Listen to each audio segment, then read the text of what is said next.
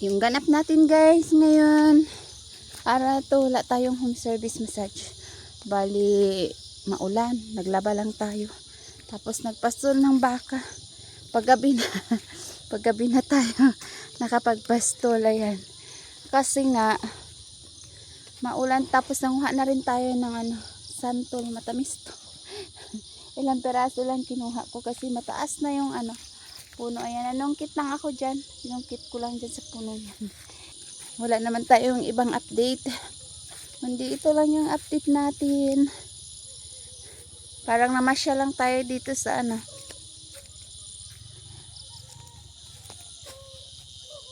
sa paligid. Ayan, wala naman tayong ibang ganap ngayon guys. Nasa bahay lang tayo. Maghapon after laba, natulog. Kumain, natulog. Ayun.